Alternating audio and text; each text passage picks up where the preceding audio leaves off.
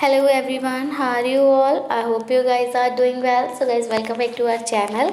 And आज के session में हम लोग एज यूजली करेंगे आपके UGC net JRF exam paper 1 के लिए यूनिट 10 हायर एजुकेशन सिस्टम के प्रीवियस ईयर क्वेश्चन की महा मैराथन क्लास ऑलरेडी इसका फर्स्ट पार्ट हम कवर कर चुके हैं। अगर आपने हमारी मैराथन क्लास का फर्स्ट पार्ट नहीं देखा तो आपको डिस्क्रिप्शन बॉक्स में लिंक प्रोवाइड कर दिया जाएगा, आप वहां से चेक कर लीजिएगा। और अब हम इसका पार्ट 2 कंटिन्यू करेंगे। पार्ट 1 में हमने फर्स्ट 1 to 14 क्वेश्चंस कवर कर लिए थे। बहुत ज़्यादा इंपॉर्टेंट क्वेश्चंस हैं, आपके पूरे हायर एजुकेशन सिस्टम यूनिट का निचोड़ है। ये प्रीवियस ईयर में आए हुए क्वेश्चंस हैं। अगर आपने ये सारे क्वेश्चंस कर लिए, अच्छे से कर लिए, तो आपको आपके यूनिट 10 से यहाँ से बाहर क्वेश्चंस देखने को नहीं मिलेंगे। तो वीडियो को विदाउट स्किप किए लास्ट तक ज़रूर देखें ताकि कोई भी इंपॉर्टेंट क्वेश्चन मिस ना हो। साथ ही अगर अभी आप हमारे चैनल पर नए हैं या फिर आपने हमारे चैनल को सब्सक्राइब नहीं किया तो ऐसे ही इंपॉर्टेंट वीडियोस पाने के लिए चैनल को सब्सक्राइब करें और बेल आइकन को प्रेस करना बिल्कुल भी ना भूलें ताकि हम अपनी जब भी कोई न्यू वीडियो अपलोड करें नोटिफिकेशन सबसे पहले आपको मिल सके। तो चलिए गाइस, टाइम वेस्ट किए बिना स्टार्ट करेंगे। फर्स्ट 2 14 क्वेश्चन हम कवर कर चुके थे, तो क्वेश्चन नंबर 15 से हम आप स्टार्ट करेंगे।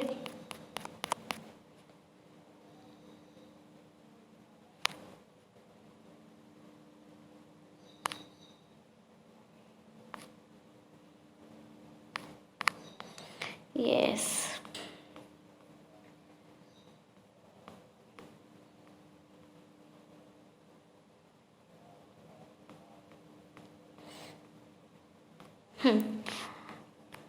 चलिए। Question number 15 of the session says that the purpose of value the purpose of value education is best served bye focusing on. अगर हमें वैल्यू एजुकेशन को सर्व करना है अच्छे तरीके से तो उसका उद्देश्य किस पर फोकस करेगा? कल्चरल प्रैक्टिस पे जो कि आपकी सोसाइटी में चल रही हैं, या फिर नॉर्म्स ऑफ कंडक्ट जो कि ले डाउन हो रहा है एक सोशल ग्रुप के द्वारा, या फिर कंसर्न फॉर ह्यूमन वैल्यूज़ के लिए कंसर्न, या फिर रिलीजियस और मॉरल प्रैक्टिसेस और इंस्ट्रक्शंस। तो देखिए, जो वैल्यू एजुकेशन है, अगर हम बात करें तो हम इनमें से किस पर फोकस करके उसको बेहतर तरीके से इनकलकुलेट कर पाएंगे, तो वो हम कर पाएंगे अगर हम कंसर्न रखते हैं ह्यूमन वैल्यूज़ के लिए, तो जो वैल्यू एजुकेशन है वो अच्छे से सर्व हो पाएगी। सो option number 3 is the correct answer for this question. आगे बढ़ेंगे, हिंदी में देखेंगे सेम क्वेश्चन। मूल्यपरक शिक्षा पर ध्यान केंद्रित करने से उसका उद्देश्य सर्वोत्तम रूप से पूरा होता है। समाज में प्रचलित सांस्कृतिक प्रथाएं के द्वारा किसी सामाजिक समूह द्वारा निर्धारित आचरण के मानदंड के द्वारा नहीं, बल्कि मानवीय मूल्यों की चिंता के द्वारा। Okay, so correct answer here option number 3। बढ़ेंगे अपने अगले क्वेश्चन की तरफ, that is question number 16। Which of the following statements are correct. यहाँ पर हमने प्रीवियस सेशन में लोकसभा की स्टेटमेंट्स पर बेस्ड क्वेश्चन किया था, और अब ये जो क्वेश्चन है ये राज्यसभा की स्टेटमेंट पर बेस्ड है। तो यहाँ पर बोल रहा है कि which of the following statements are correct. इनमें से कौन सी स्टेटमेंट सही होगी? राज्यसभा एक परमानेंट हाउस है which can be dissolve only during national emergency. ये एक हम कह सकते हैं कि स्थायी सदन है जो कि तभी भंग हो सकता है जब कोई भी राष्ट्रीय आपातकाल हो, ठीक है, कोई भी नेशनल इमरजेंसी हो तब। तो ऐसा नहीं है, जो हमारा राज्यसभा है वो हमारा परमानेंट हाउस नहीं होता है, स्थायी सदन नहीं होता है। स्थायी सदन हमारा लोकसभा होता है, ठीक है, तो इसलिए ये वाला ऑप्शन हमारा गलत हो जाएगा। Rajya Sabha does not represent the local interest of the state. जो राज्यसभा होती है वो स्टेट के लोकल इंटरेस्ट को रिप्रेजेंट नहीं करती है, ठीक है। हमें राज्यसभा के बारे में सही स्टेटमेंट बनानी, तो बिल्कुल जो राज्यसभा होता है वो हमारा लोकल इंटरेस्ट जो है स्टेट का उसको रिप्रेजेंट नहीं करता। ये वाली स्टेटमेंट सही है।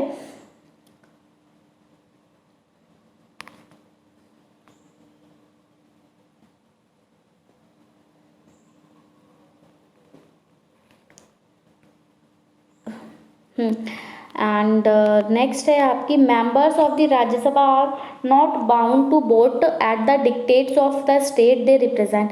जो मेंबर्स होते हैं राज्यसभा के वो बाउंडेड नहीं होते, वो बंधे हुए नहीं होते कि उनको वोट करना है स्टेट के डिक्टेट्स को जिनको कि वो रिप्रेजेंट कर रहे हैं। तो ये बिल्कुल सही बात है। तो यहाँ पर हमारा B and C statement correct हो जाएगा।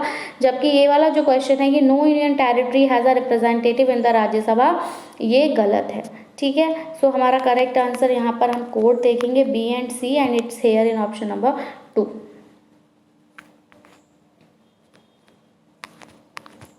निम्नलिखित में से कौन सा कथन सही है? तो राज्यसभा एक अस्थायी सदन है जिसे केवल राष्ट्रीय आपातकाल के दौरान ही भंग किया जा सकता है। ये बात गलत है। राज्यसभा नहीं बल्कि लोकसभा जो है वो एक अस्थायी सदन है। राज्यसभा राज्यों के स्थानीय हितों का प्रतिनिधित्व नहीं करती है, बिल्कुल नहीं करती है, सही बात है। राज्यसभा के सदस्य उन राज्यों के आदेश पर मतदान करने के लिए बाध्य नहीं है जिनका वे प्रतिनिधित्व करते हैं, सही है। एंड किसी भी केंद्र शासित प्रदेश का राज्यसभा में कोई प्रतिनिधि नहीं है, ये गलत है, प्रतिनिधि होता है। तो हमारा जो करेक्ट आंसर जाएगा वो ऑप्शन नंबर 2 के साथ जाएगा B and C. Question number 17. Which of the following are not necessarily the immediate consequences of the proclamation of the president's rule in state? यहाँ पर आपको कुछ स्टेटमेंट्स दी हैं और आपसे पूछा है कि इनमें से कौन सी स्टेटमेंट बहुत ज़्यादा, नॉट का आपको बहुत ज़्यादा ध्यान रखना होता है क्योंकि कभी कभी हम नॉट मिस कर जाते हैं। ठीक है, तो नॉट का याद रखना, हमें बताना है जो नहीं है। तो कौन सी नेसेसरी कंडीशंस नहीं है किसके रिगार्डिंग, जो इमीडिएट कॉन्सिक्वेंस होते हैं प्रोक्लेमेशन के, प्रेसिडेंट के रूल के स्टेट में, तो उसके लिए कौन सी स्टेटमेंट सही नहीं है? तो पहला है dissolution of the state assembly. State assembly को डिसोल्यूट कर दिया जाता है, बिल्कुल कर दिया जाता है कहा जा रहा है, लेकिन हमें गलत बताना है तो नहीं किया जाता है, इसलिए वाली स्टेटमेंट सही हो जाएगी। दूसरा है आपका removal of the council of minister in state. बिल्कुल, काउंसिल जो रिमूवल होता है काउंसिल ऑफ मिनिस्टर्स का स्टेट में। Take over of the state administration by the union government. बिल्कुल, जो स्टेट गवर्नमेंट होती है उसका टेक ओवर यूनियन गवर्नमेंट के द्वारा कर लिया जाता है। And appointment of a new chief secretary. तो ये अपॉइंटमेंट जो होता है न्यू चीफ सेक्रेटरी का, ये नहीं होता है, इसलिए ये वाला स्टेटमेंट गलत है, इसलिए ये सही हो जाएगा। तो हमारा जो करेक्ट आंसर जाएगा वो जाएगा ऑप्शन ए एंड डी के साथ, and it is here in option number 1। Question number 17। निम्नलिखित में से कौन सा आवश्यक रूप से किसी राज्य में राष्ट्रपति शासन की घोषणा के तत्काल परिणाम नहीं है? तो राज्य विधानसभा का विघटन, गलत, ये है मतलब इसलिए गलत हो जाएगा। राज्य में मंत्री, सॉरी ये वाली बात सही है, राज्य विधानसभा का विघटन लिखा है, विघटन नहीं होता, इसलिए ये सही हो जाएगा। दूसरा, राज्य में मंत्रिपरिषद को हटाना सही है, लेकिन हमें गलत बताना है, इसलिए ये गलत हो जाएगा। फिर है राज्य में केंद्र सरकार द्वारा राज्य प्रशासन का अधिग्रहण, सही है, इसलिए गलत हो जाएगा। फिर नए मुख्य सचिव की नियुक्ति, तो ये गलत है, इसीलिए सही हो जाएगा। तो हमारा जो करेक्ट आंसर जाएगा वो जाएगा ऑप्शन नंबर 1 के साथ, that is A and D. आगे बढ़ेंगे, देखेंगे सेशन का next question, and this question says that instead of holding the office during the pleasure of the president who among the following holds office during good behaviour. आपसे बोला है कि instead of holding the office, office को hold करने की जगह, कब office को होल्ड करना? प्लेजर ऑफ द प्रेसिडेंट के समय पर। कौन सा इनमें से कौन जो है वो होल्ड करता है ऑफिस को गुड बिहेवियर के समय पर? गवर्नर ऑफ स्टेट करता है, अटॉर्नी जनरल ऑफ इंडिया करता है, जजेस ऑफ द हाई कोर्ट करते हैं, या फिर administrator of A union territory करती हैं? तो देखिए, अगर हम बात करें कि holding the office during the pleasure of the president, याद रखिए holding the office during the pleasure of the president, तो कौन है जो कि ऑफिस को होल्ड करता है गुड बिहेवियर के समय पे? तो ना ही तो वो गवर्नर ऑफ स्टेट करता है, ना ही वो अटॉर्नी जनरल ऑफ इंडिया करता है, बल्कि जो जजेस होते हैं हाई कोर्ट के वो करते हैं। So option number 3 is the correct answer for this question. Sorry, statement C जो है वो सही है और इसलिए हमें कोड सिलेक्ट करना है, तो ये कोड जाएगा आपका ऑप्शन नंबर 2 सी ओनली के साथ। क्लियर। हिंदी में भी देखेंगे तो निम्नलिखित में से कौन राष्ट्रपति की मर्जी तक पद पर बने रहने के बजाय अच्छे व्यवहार के दौरान पद पर बना रहता है? तो ये कौन है? ये हैं आपके उच्च न्यायालय के न्यायाधीश। ये प्रेसिडेंट के खुश होने की बजाय वो अपने जो उनका अच्छा व्यवहार होता है उसके कारण पद पर बने रहते हैं। Option number 2 is the correct answer for this question.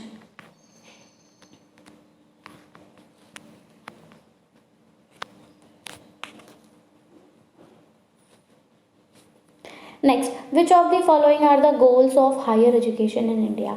हमारी इंडिया हायर एजुकेशन जो है हमारी इंडिया में, उसके गोल क्या होते हैं, लक्ष्य क्या होते हैं? एक्सेस प्रदान करना, ठीक है, कि जो एजुकेशन सिस्टम है उसको एक्सेस मिले, उसको क्विक एक्सेस मिले, जो भी काम करने का सोचा जा रहा है वो जल्द से जल्द कराया जाए। इक्विटी, इक्वालिटी की अगर हम बात करें तो इक्वालिटी को आप कहते हो कि इक्वालिटी होती है समानता। क्या होती है? समानता। लेकिन ये जो इक्विटी होती है, इक्विटी का मतलब होता है समता। क्या मतलब होता है? समता। तो समानता का मतलब और समता और समानता में क्या डिफरेंस है? देखिए, समानता का मतलब होता है कि अगर 2 रोटी मुझे मिली तो 2 रोटी आपको भी मिल रही है, दैट इज इक्वालिटी, समानता। बट अगर मेरी भूख 4 रोटी की है और आपकी भूख 2 रोटी की है, तो मुझे 4 रोटी मिल रही है और आपको 2 रोटी मिल रही है, तो दैट इज कॉल्ड इक्विटी, क्योंकि पेट दोनों का ही भर रहा है ना। आप भूखे रह रहे हो ना मैं भूखी रह रही हूँ, बस फर्क इतना है कि मेरी नीड 4 रोटी की थी इसलिए मुझे 4 मिली और आपकी नीड 2 रोटी की थी इसलिए आपको 2 मिली। तो ये समता है। तो इक्विटी का मतलब होता है कि जितनी जिसको ज़रूरत है उस हिसाब से उसको मिले। समानता का मतलब इक्वल मिले, ठीक है। तो जो हायर एजुकेशन का गोल रहता है वो क्या रहता है कि एक्सेस मिले या फिर इक्विटी मिले या फिर क्वालिटी और एक्सेलेंस मिले, ठीक है, या फिर आगे क्या ऑप्शंस हैं? रेलेवेंस मिले। रेलेवेंस को हम कह सकते हैं कि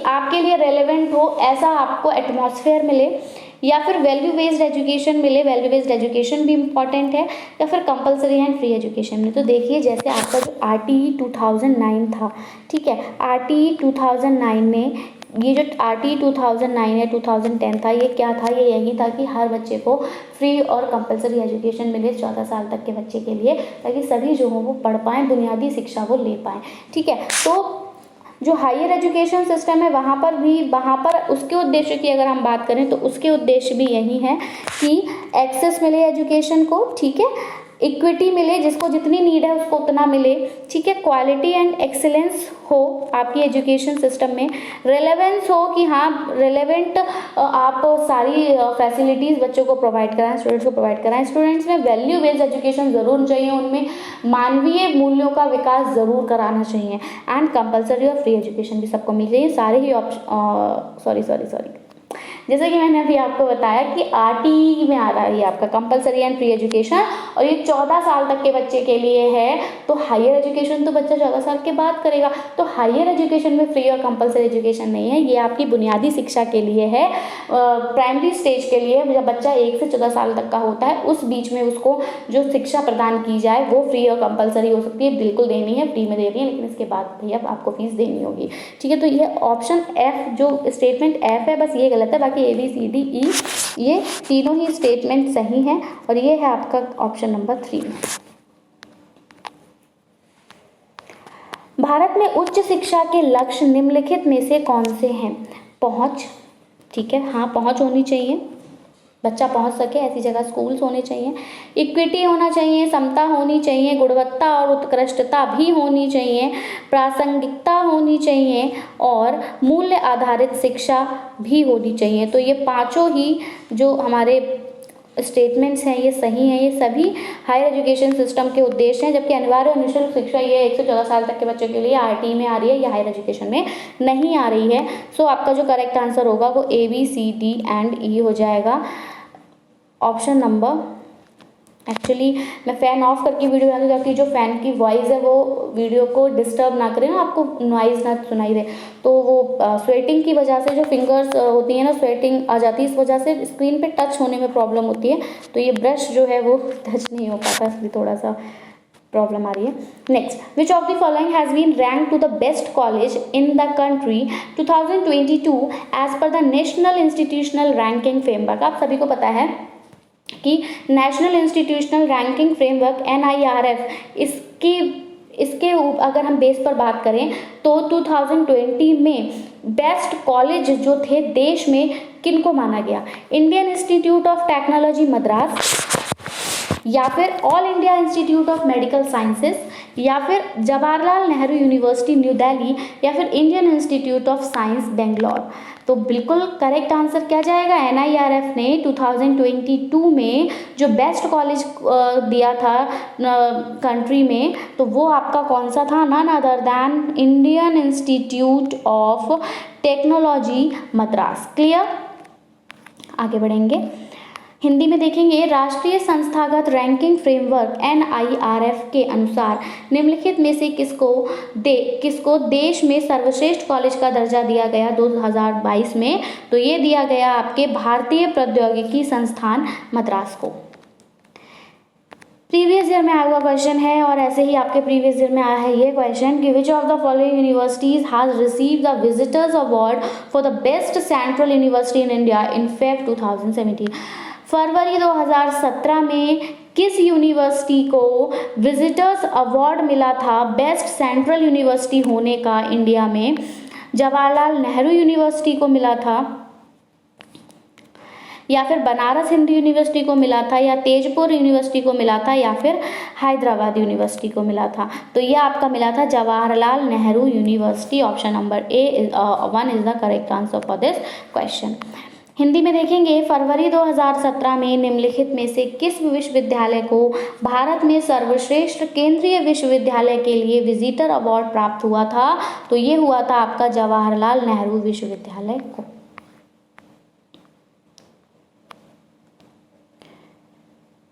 Question number 22. Who among the following can be removed by the president without parliament's resolution? इनमें से किसको रिमूव किया जा सकता है प्रेसिडेंट के द्वारा बिना पार्लियामेंट के रेजोल्यूशन के? मतलब बिना पार्लियामेंट को रिजोल्यूट किए सिर्फ प्रेसिडेंट ही इनमें से किसको रिमूव कर सकता है? हाई कोर्ट के जज को। तो मैंने आपको पहले ही बताया कि चाहे पहले क्वेश्चन में हमने देखा कि प्रेसिडेंट की खुशी से मतलब नहीं है, जो हमारे हाई कोर्ट के जज होते हैं वो अपने बिहेवियर के अकॉर्डिंग अपने पद पर रहते हैं, तो इसलिए ये ऑप्शन तो गलत है। Governor of state, chief election commissioner, या फिर कंट्रोलर एंड ऑडिटर जनरल। तो करेक्ट आंसर जो है गवर्नर ऑफ स्टेट, यानी स्टेट का जो गवर्नर है उसको रिमूव किया जा सकता है प्रेसिडेंट के द्वारा बिना पार्लियामेंट के रेजोल्यूशन के। निम्नलिखित में से किसे संसद के प्रस्ताव के बिना राष्ट्रपति द्वारा हटाया जा सकता है? तो किसे हटाया जा सकता है? किसी राज्य के राज्यपाल को राष्ट्रपति के द्वारा हटाया जा सकता है बिना संसद के प्रस्ताव के। Which of the following come within the ambit of the term occupation? अब इनमें से कौन सा जो है वो come ambit within the ambit of the term corruption. तो इनमें से कौन सा जो है वो करप्शन टर्म के एम्बिट में आता है? मिसयूज ऑफ ऑफिशियल पोजीशन, आप अगर अपनी ऑफिशियल पोजीशन का मिसयूज कर रहे हैं तब, या फिर जब आप डेविएशन कर रहे हैं रूल्स, लॉज और नॉर्म्स, जो भी रूल्स हैं, जो लॉज हैं, जो नॉर्म्स हैं, उनसे आप अलग चल रहे हैं, या फिर non action when action is required, आप जब एक्शन लेना चाहिए तब आप कोई एक्शन नहीं ले रहे हो, या फिर हार्म टू पब्लिक गुड, आप जो पब्लिक की हम कह सकते हैं धरोहर है उसको अगर आप नुकसान पहुंचा रहे हो। तो कौन सी स्टेटमेंट करेक्ट है करप्शन की टर्म में? तो भैया सारी बातें सही हैं कि अगर आप कोई किसी भी अच्छी ऑफिशियल पोजीशन पे आप उसका मिसयूज़ कर रहे हैं, लोगों को डरा रहे हैं, धमका रहे हैं, ठीक है, जो भी रूल्स, लॉज और नॉर्म्स आपके लिए सेट किए गए हैं आप उनसे अलग चल रहे हैं, लीक से हट के चल रहे हैं। आप अगर मान लीजिए पुलिस ऑफिसर हैं, आपको किसी एक क्रिमिनल के अगेंस्ट आपको कोई एक्शन लेना है, लेकिन उसने आपको पैसे दे दिए और आप एक्शन नहीं ले रहे हो, तो नॉन एक्शन, जब एक्शन की ज़रूरत है बिल्कुल, और आप क्या कर रहे हो, पब्लिक की धरोहर को नुकसान पहुंचा रहे हो, तो ये सब आपके करप्शन के अंतर्गत आएगा। तो हमारा जो करेक्ट आंसर यहाँ पे जाएगा वो आपका A B C and D चारों के साथ जाएगा, और ये है आपका ऑप्शन नंबर 4। हिंदी में देखेंगे, निम्नलिखित में से कौन सा भ्रष्टाचार शब्द के दायरे में आता है। तो भ्रष्टाचार शब्द के दायरे में एक तो आपके आधिकारिक पद का दुरुपयोग आता है, नियमों, कानूनों और मानदंडों से विचलन आता है, कार्रवाई की आवश्यकता होने पर कार्रवाई ना करना, और जनता की भलाई को नुकसान, यही आता है। ठीक है, नीचे दिए गए कोड से सही उत्तर आपको चुनना है, और आपने चुन लिया option number 4 A B C and D.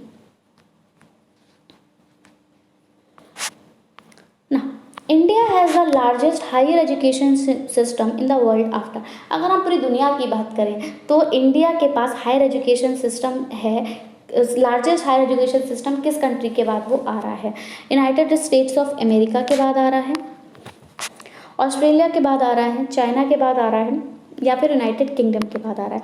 तो देखिए, India has the largest higher education system in the world after the United State of America and China. तो यूनाइटेड स्टेट ऑफ अमेरिका और चाइना के बाद जो इंडिया का नाम आता है लार्जेस्ट हायर एजुकेशन सिस्टम में, तो यहाँ पर हमारा करेक्ट हो जाएगा A and C, that is option number 4।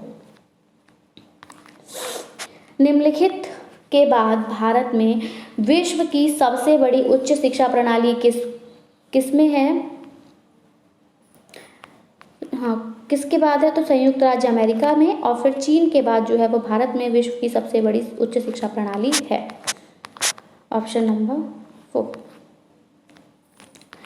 Next question number 25 says that prime minister research fellowship, जो प्राइम मिनिस्टर रिसर्च फेलोशिप होती है, is for students pursuing PhD program in, वो किन के लिए होती है, वो ऐसे स्टूडेंट्स के लिए होती है जो कि पीएचडी प्रोग्राम परस्यू कर रहे होते हैं। कहाँ से, स्टेट और सेंट्रल यूनिवर्सिटीज से अगर वो पीएचडी प्रोग्राम कर रहे हैं तब मिलेगी प्राइम मिनिस्टर रिसर्च फेलोशिप, या फिर सेंट्रल यूनिवर्सिटीज जैसे कि आईआईएससी हो गया, आईआईटीज हो गया, एनआईटीज हो गया, आईआईएसईआरएस हो गया, या फिर आईआईटीएस हो गया।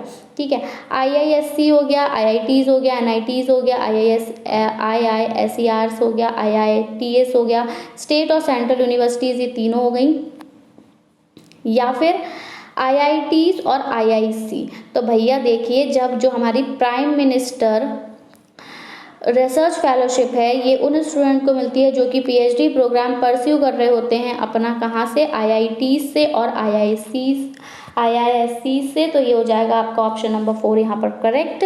आगे बढ़ेंगे, हिंदी में देखेंगे, प्रधानमंत्री रिसर्च फेलोशिप निम्नलिखित में पीएचडी कार्यक्रम करने वाले छात्रों के लिए है, कौन कौन से, तो राज्य और केंद्रीय विश्वविद्यालय से अगर कर रहे हैं तो नहीं,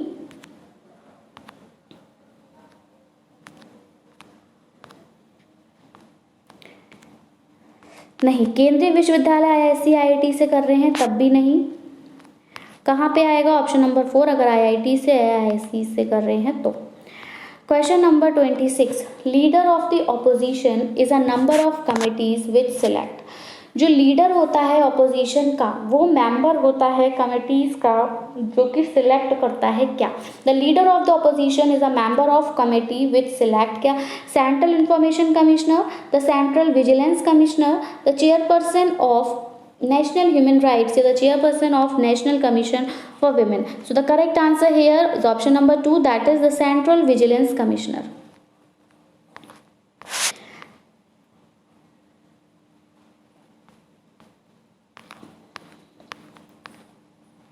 आपको यहाँ पर स्टेटमेंट सिलेक्ट करना है, तो यहाँ हम सेंट्रल विजिलेंस कमिश्नर तो है ही, साथ साथ आपका सेंट्रल इंफॉर्मेशन कमिश्नर भी है, सेंट्रल विजिलेंस कमिश्नर भी है और chairperson of national human rights commission भी है। तीनों ही ऑप्शन यहाँ पर सही हैं, तो A B and C option number 2 यहाँ पर करेक्ट हो जाएगा। विपक्ष का नेता उन समितियों का सदस्य होता है जो चयन करती हैं किसका, केंद्रीय सूचना आयुक्त का, केंद्रीय सतर्कता आयोग का, राष्ट्रीय मानवाधिकार आयोग के अध्यक्ष का। ठीक है,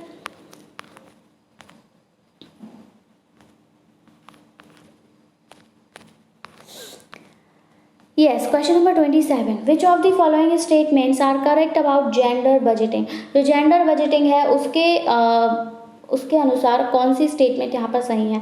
तो it is a separate budget addressing the specific needs of women. ये आपका एक अलग से बजट होता है जो कि जो विमेंस की नीड्स होती हैं उनको एड्रेस करता है, ठीक है। तो ये वाली बात सही है, गलत है, ऐसा कोई बजट नहीं होता।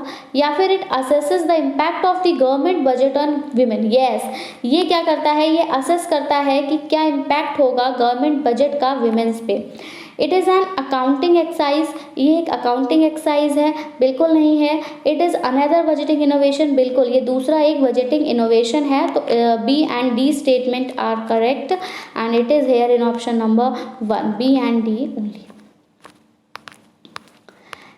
हिंदी में देखेंगे, लिंग बजटिंग के बारे में निम्नलिखित में से कौन सा कथन सही है। तो यह महिलाओं की विशिष्ट आवश्यकताओं को संबोधित करने वाला एक अलग बजट है, बिल्कुल। ये महिलाओं पर सरकारी बजट के प्रभाव का आकलन करता है। सॉरी, पहला वाला गलत था, ठीक है। दूसरा सही है, महिलाओं पर सरकारी बजट के अभाव का आकलन करता है। यह एक लेखांकन अभ्यास नहीं है, यह एक और बजटीय नवाचार है। So the correct answer here is B and D. Now moving towards our next question, which of the following are the barriers to citizen-centric administration in India? Citizen centric administration in India में इनमें से कौन सा जो है वो बाधा आती है। Wooden and inflexible attitude of the civil servants, जो आपके सिविल सर्वेंट्स होते हैं उनका जो वुडन और इनफ्लेक्सिबल एटीट्यूड होता है वो, तो बिल्कुल वही आता है। दूसरा, ineffective implementation of rules and laws and rules का अगर इन इफेक्टिव इम्प्लीमेंटेशन होता है तो बिल्कुल अगर देखिए आपके लिए रूल्स और रेगुलेशंस बनाए जाते हैं, अगर आप उनको एज इट इज़ इम्प्लीमेंट करते हो, उनको फॉलो करते हो, तब प्रॉब्लम नहीं आएगी। बट अगर आप उनको इम्प्लीमेंट ही गलत तरीके से कर रहे हो, आप उनको फॉलो ही नहीं कर रहे हो, तो फिर प्रॉब्लम आएगी। तो बिल्कुल ये दोनों स्टेटमेंट सही है। Awareness of right and duties of citizen, बिल्कुल आपको अवेयर होना चाहिए कि आपने अधिकारों से और आप एक सिटीजन की ड्यूटीज से। Lack of job opportunity for the youth, तो ये नहीं है आपका। तो यहाँ पर हमारा करेक्ट आंसर हो जाएगा A and B and it is here in option number 4।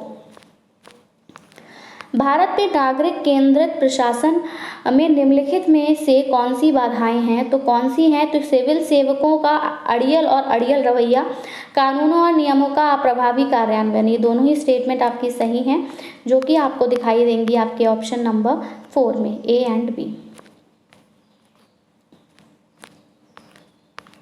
Question number 29 बहुत इजी सा क्वेश्चन है कि जो new curricular and pedagogical structure आया है स्कूल एजुकेशन के लिए, जो कि प्रपोज किया है NEP 2020 में, वो क्या है। और ये आपका प्रीवियस ईयर में आया हुआ क्वेश्चन है, रिसेंटली आपके एग्जाम्स में आया है ये।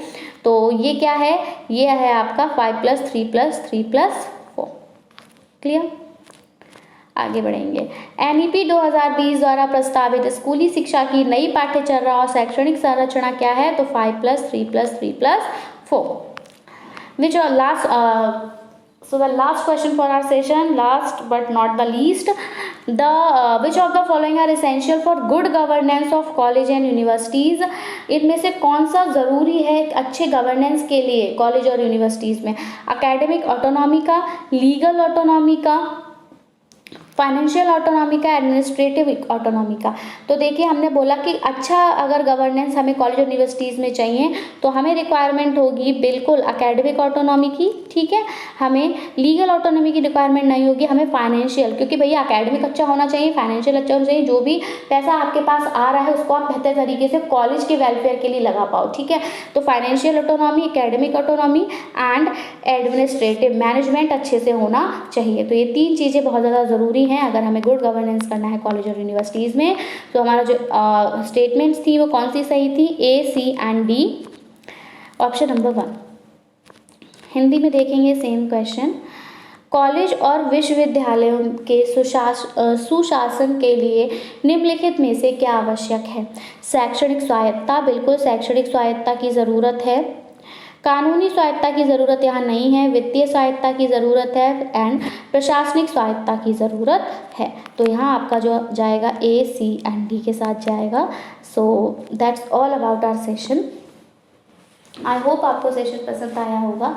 वीडियो पसंद आया हो तो प्लीज़ इसको लाइक करें और अपने फ्रेंड्स में शेयर करें ताकि ज़्यादा से ज़्यादा लोगों तक ये वीडियो पहुंच सके। बाकी अगर आपकी कोई भी क्वेरी है रिगार्डिंग एनीथिंग तो you can ask in the comment section. And आप कमेंट सेक्शन में कुछ भी कमेंट करके ना पूछते हैं ना बताते हैं क्लास आपको कैसी लगी, अच्छी लगी, बुरी लगी, आप वो भी नहीं बताते। नेगेटिव पॉजिटिव कोई कमेंट नहीं करते आप। या तो आप बहुत ज़्यादा कह सकते हो कि मतलब ही नहीं रखते कि सब वीडियो से नहीं जाइए बस बात खत्म, और या फिर आप लेजी हो सोचते हैं अरे कौन कमेंट करेगा। अब कमेंट करने में आपका कुछ थोड़ा जा रहा है। लाइक और कमेंट अगर आप कर दोगे तो आपके पास से कुछ नहीं जाएगा, बट हमें अच्छा लगेगा कि हाँ आप जो है वो इंटरेस्ट ले रहे हैं हमारी वीडियोज़ में। सो ज़्यादा कुछ नहीं कहूँगी, दैट्स इट। मिलेंगे अपने नए वीडियो के साथ, यानी कि इसके महामैराथन की पार्ट 3 के साथ। वेट करिए, कल मिलेंगे और आज हमने कवर कर ही लिया। So that's all about, that's it. मिलेंगे नई वीडियो के साथ। Till then take care and bye bye. So thanks for watching, thanks, have a nice day.